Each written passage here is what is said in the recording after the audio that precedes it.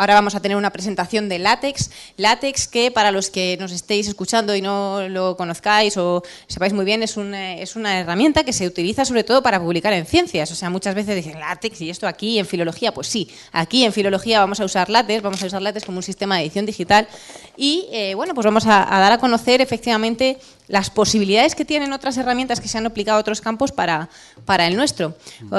Les presento a Josep Isern, que es también profesor de aquí de la UNED, es profesor de catalán y bueno, pues os voy a hacer una breve presentación de LaTeX.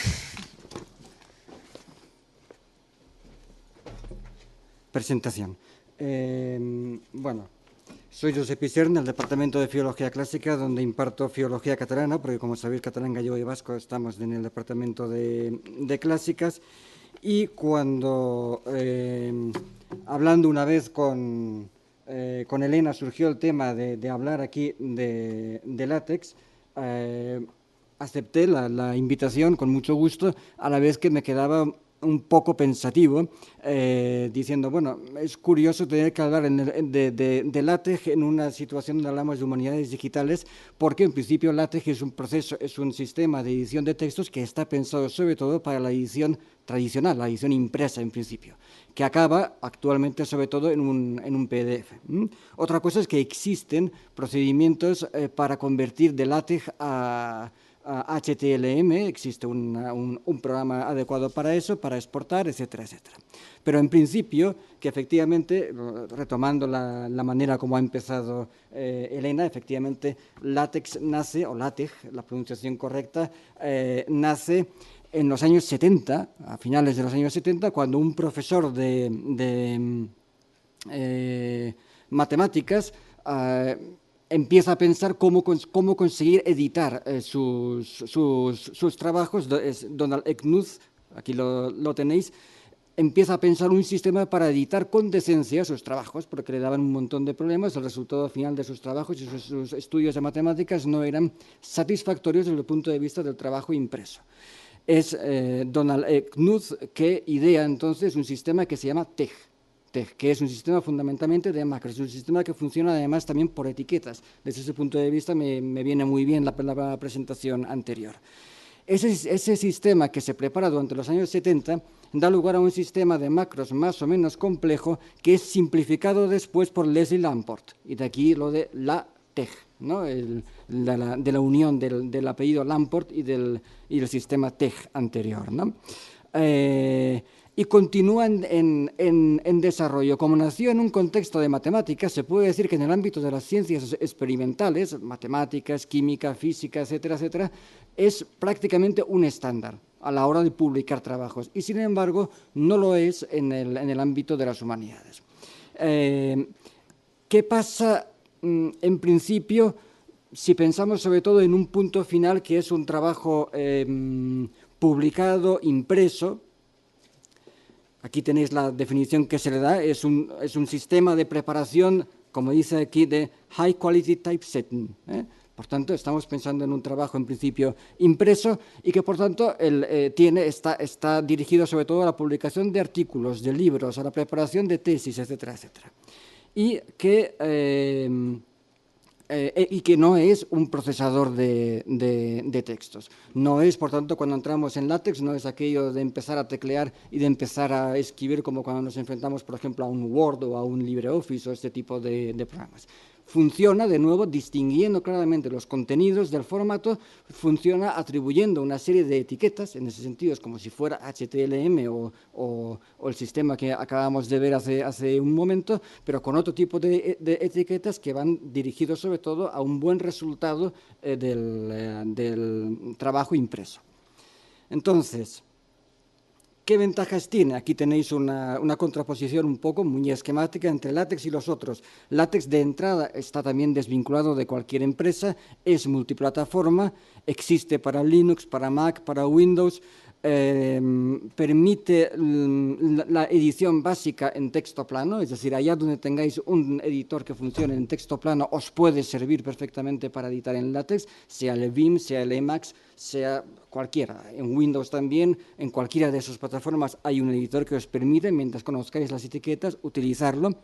Y sobre todo, y esto es muy importante, el resultado final es de calidad profesional, es decir, ninguna persona prudente publicaría un libro pasándolo del Word a impreso, o del Word a la imprenta. Cuando se envía algo del Word, normalmente luego es manipulado convenientemente, maquetado, etcétera, etcétera, y solamente después pasa ya pues, al papel o a otros formatos. En el caso de LaTeX, si se ha hecho bien y se han utilizado una serie de normas de estructuración del texto, etcétera, etcétera, se pueden conseguir trabajos de una calidad impresionante. Prácticamente, de hecho, cuando una imprenta recibe ya un trabajo formado en LaTeX, se limita a imprimirlo. Otra cosa es que las imprentas puedan suministrar, como a veces se hace en el ámbito de algunas universidades, plantillas para trabajar en LaTeX. Con los otros sistemas, en principio, son más fáciles, pero no todos los programas presuntamente intuitivos existen para todas las plataformas y los resultados no son homogéneos. Cuando creamos algo en un Word y lo abrimos en un Windows o en otro, se nos puede desbarajustar absolutamente. Eso creo que todos tenemos la experiencia, sobre todo con trabajos de cierta complejidad. En LaTeX eso no pasa. Bien.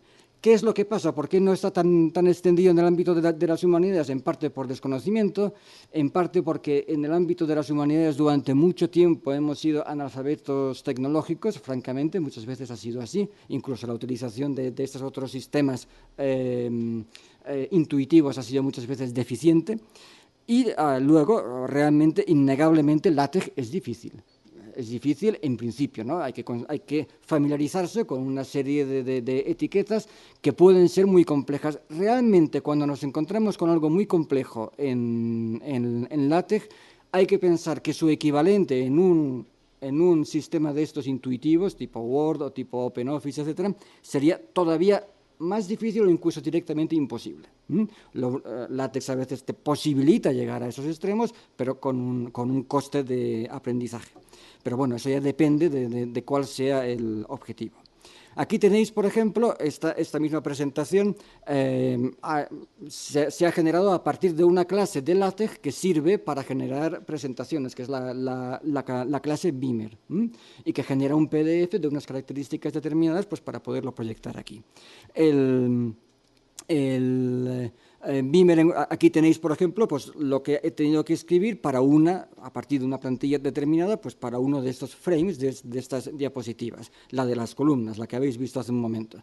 Aquí está pues el Begin Tabular, que es el entorno que sirve para crear una columna, Multicolumn, que indica la cantidad de columnas que empleamos, Text BF, que es para poner en negrito, luego el texto, las marcas de las columnas son los signos estos de digamos, que tenéis aquí indicados, edición básica, eso va marcando los límites. Luego a esto se le aplica un compilador, que es el que se llama LaTeX, y genera un PDF. Entonces, preparar un documento en LaTeX es básicamente eso, introducir el texto e introducir las etiquetas, las instrucciones por las que le decimos al compilador, mira, esto es negrita, pero ya no solo esto es negrita, esto es el capítulo de un libro. Si seleccionamos la clase Books, ponemos chapter, las instrucciones van en inglés y sabe que eso es el capítulo de un libro. Y como es el capítulo de un libro, automáticamente te lo abre, salvo que modifiques a través de ciertas posibilidades, pero no es lo estándar, te lo abre en página impar, con negrita y con unas características determinadas por las que tú no tienes que preocuparte. Con lo cual, realmente, sabiendo manejar unas pocas instrucciones, te dedicas a escribir, que es lo único que te importa, y no te vas preocupando por modificar el formato de las cosas, a veces creando o cayendo en tus propias incoherencias. ¿De acuerdo? Te libera, por tanto, de mucho trabajo. Ahora, a cambio, para conseguir eso, te toca ir aprendiendo una serie de instrucciones. Aquí tenéis TextIt para poner en cursiva, texto grande, texto pequeño, alineación de párrafos, etcétera, etcétera, etcétera. Entornos, begin center, para centrar textos, para centrar párrafos, para poner citas directamente. Ya no piensas si es que la cita la voy a poner así o así. Tú le indicas que es una cita y LaTeX ya sabe cómo ponerla. Aquí tenéis, por ejemplo, un entorno verse para poemas, nada más. El uso más sencillito. Aquí tenéis un poema con las pausas versales marcadas. Aunque lo pusierais una línea detrás de la otra como si fuera prosa, mientras marcarais las pausas versales, lo reconocería como tal y el resultado automático sería este. y ya está. Sin más, por supuesto, eso se puede modificar, el entorno tiene muchas más otras. Y es aquí un poco a lo que considero que tiene más interés desde un punto de vista filológico. Voy un poco rápido por las limitaciones de tiempo. Aquí tenéis article, book, etcétera, que son las dos clases básicas con las que habitualmente nos movemos. Hay más, pocas más. Eso significa que automáticamente poniendo la clase book, si le indico que algo es una sección, lo interpreta de manera diferente que si es una sección con la clase de artículo puesto. Bien. Se juega con un montón de paquetes que hay que ir cargando con la orden use package que tenéis aquí, indicando pues, la codificación, indicando, por ejemplo, aquí la utilización del paquete Babel con la opción Spanish. Significa que cuando LaTeX lea chapter, no pondrá chapter como si fuera inglés, sino que pondrá capítulo. Si le pongo catalán, pondrá capítol, etcétera, etcétera, ¿no? De manera automatizada. Pero sobre todo, de la misma manera como con estos rasgos que os voy describiendo, tenemos acceso a una serie de funciones rápidas y sencillas, hay una serie de paquetes mucho más complejos que permiten enfrentarse a tareas de mucho mayor interés, como por ejemplo letmac, letpar, poemscroll. letmac o letpar tienen un montón de instrucciones diseñadas para ediciones críticas de textos. Que permite, por ejemplo, jugar con diferentes anotaciones a pie de página de diferente nivel, que si puestas una detrás de la otra, puestas horizontalmente, verticalmente, ediciones, ya en la misma manera de anotar le estás indicando el tipo de variante que estás anotando, con lo cual te lo hará constar de una manera o de otra. Poemscroll es una serie, un conjunto de instrucciones diseñado especialmente para las ediciones de poemas. Indica dramatist, lo mismo para textos teatrales. Aquí tenéis, por ejemplo, el de letpar es una extensión de letmac que sirve para el trabajo, sobre todo con textos paralelos, cuando tenemos, por ejemplo, edición de un texto y su traducción, o varias versiones de un mismo texto en ediciones. En el caso de Dramatist, por ejemplo, el paquete facilita pues, el marcaje de lo que son las diferentes partes de una obra de teatro, genera el Dramatist persona de manera automática y controla adecuadamente pues, las divisiones entre actos, escenas, la inclusión de didascalias, etcétera, etcétera. Linwex es un paquete que está también preparado para la numeración, por ejemplo, de niveles de sangrado, etcétera, etcétera, en los estudios de tipo lingüístico, y que a su vez lleva un subpaquete que es el de PS-Trees, que sirve para generar todo tipo de árboles de análisis sintáctico, etcétera, etcétera. Lo mismo se puede decir con SYNT-Tree y XE-Tree, que a su vez se emplean para la disposición de stemata, por ejemplo, en las ediciones de textos clásicos, ¿no? O en las ediciones clásicas de textos, en ediciones filológicas tradicionales.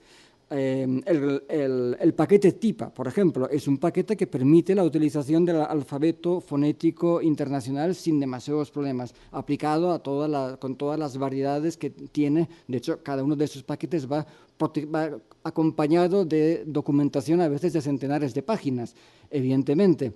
Uno va aprendiendo aquello que le interesa. Esto pasa igual con TEI y pasa con cualquier lenguaje de estos de programación.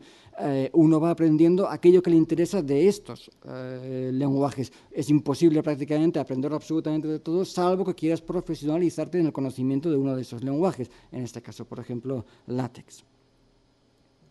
Bien, esa es la descripción más sencilla que os puedo ofrecer, pero quería también enseñaros una... A ver, un momento. Sí, es...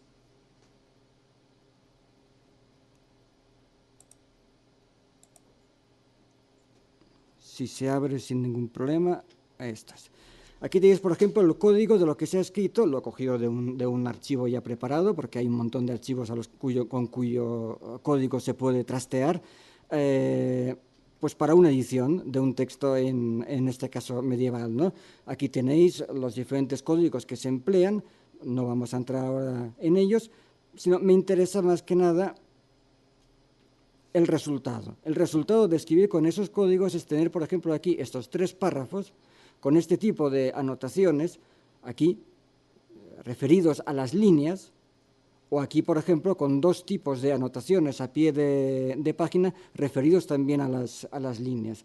Conseguir ese tipo de efecto con un procesador de los tradicionales tipo LibreOffice, OpenOffice, Word, etcétera, etcétera, que son útiles para muchas otras cosas, es prácticamente imposible. Sin embargo, con LaTeX es mucho más sencillo. Por eso quería como mínimo darlo a conocer como alternativa, por supuesto, en el ámbito de las humanidades. Aquí tenéis el de LingUX para la utilización con argumentos de una manera mucho más sencilla que estar pendiente de si aquí le doy 2 golpes de tabulador y aquí uno y ahí me he colado porque allí le había puesto todas esas contradicciones que vamos creando, sino que se va haciendo de una manera automatizada.